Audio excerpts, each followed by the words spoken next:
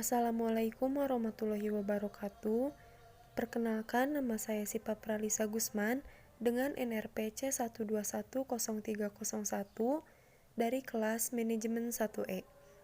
Di sini saya akan menjelaskan mengenai jurnal penutup. Pengertian jurnal penutup. Jurnal penutup adalah bagian dari laporan keuangan yang disusun pada akhir periode pembukuan. Jurnal ini digunakan untuk menutup akun nominal dan menyiapkan neraca akhir. Jadi, dalam pembuatannya melibatkan data dari akun sementara dalam laporan laba rugi akun permanen di neraca. Komponen yang termasuk ke dalam akun sementara antara lain pendapatan, pengeluaran, serta laba yang harus ditutup pada akhir tahun buku. Fungsi jurnal penutup. Fungsi jurnal penutup yaitu menyesuaikan saldo akun hingga jumlahnya nol agar tidak memengaruhi transaksi dalam periode berikutnya. Tujuan dari menjadikan saldo akun nol di akhir periode agar saldo akun modal menunjukkan kondisi yang sebenarnya. Dengan melakukan penutupan saldo pada akun sementara, saldo modal perusahaan jumlahnya akan sama dengan neraca akhir periode. Saldo modal tersebut jadi bisa digunakan sebagai acuan untuk pembukuan periode berikutnya. Selain itu, masih ada fungsi jurnal penutup lainnya, yaitu memisahkan akun pendapatan serta beban, maksudnya supaya kedua akun tersebut tidak bercampur dengan saldo pembukuan pada periode berikutnya. Setelah akun-akun tersebut dipisahkan, perusahaan dapat menyusun pembukuan untuk periode selanjutnya. Contoh jurnal penutup. Yang pertama, jurnal penutup untuk akun pendapatan. Sesuai namanya, akun pendapatan berisi transaksi-transaksi terkait penghasilan yang diterima oleh perusahaan dalam satu periode. Umumnya, pendapatan berasal dari dua sumber, yakni akibat operasional perusahaan atau pendapatan lain. Penjualan barang atau jasa merupakan contoh pendapatan perusahaan yang terkait dengan operasional. Tentunya, jenis pendapatan yang satu ini sangat dipengaruhi oleh proses produksi. Di luar pendapatan dari operasional utama, kadang perusahaan juga menerima pendapatan dari sumber lain, misalnya pendapatan dari penjualan mesin, kendaraan operasional, dan lain-lain. Seluruh penghasilan tersebut dicatat dalam buku besar di bagian akun pendapatan.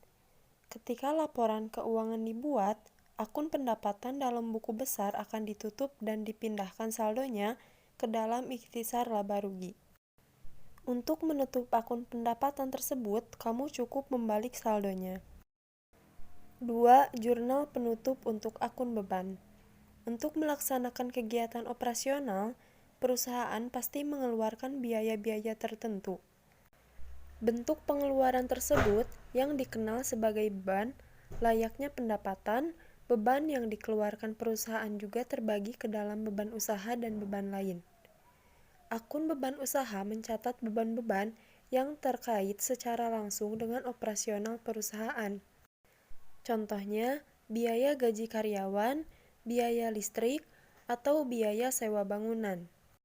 Di samping itu, perusahaan juga kadang harus menanggung beban yang tidak berkaitan langsung dengan operasional.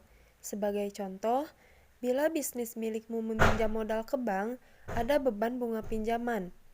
Penutupan akun beban juga dilakukan dengan memindahkan akun terkait ke dalam jurnal. Sedikit berbeda dengan akun pendapatan, akun beban dicatat di bagian kredit sebab posisi aslinya berada di bagian debit. 3. Jurnal penutup untuk akun pendapatan. Jurnal penutup untuk ikhtisar laba rugi seperti yang telah diketahui, komponen berikutnya yang perlu ada di dalam closing entries adalah ikhtisar laba rugi. Ada sedikit perbedaan cara dalam menutup ikhtisar laba rugi bila dibandingkan dengan akun pendapatan atau akun beban. Setelah penyusunan laporan keuangan, Ikhtisar laba rugi ditutup dengan memindahkan saldonya ke rekening modal, tergantung kondisi perusahaan atau laba rugi. Ada dua cara membuat jurnal penutup untuk ikhtisar laba rugi. Bila perusahaan memperoleh laba, ikhtisar laba rugi dicatat di bagian debit. Sebaliknya, jika beban perusahaan lebih besar daripada pendapatan, bisnis mengalami kerugian. Dengan demikian, ikhtisar laba rugi ditempatkan di posisi kredit dalam closing entries.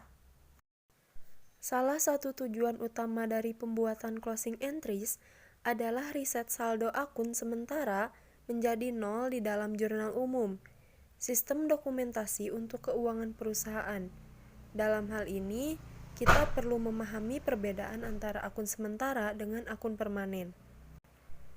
Akun sementara digunakan untuk merekam aktivitas keuangan selama periode tertentu. Seluruh akun pendapatan dan beban perlu dibuat menjadi nol karena pelaporannya hanya berlaku dalam jangka waktu tertentu dan tidak dihitung untuk periode berikutnya. Dengan kata lain, akun-akun yang bersifat sementara perlu ditutup supaya tidak mengganggu perhitungan pada periode akuntansi berikutnya.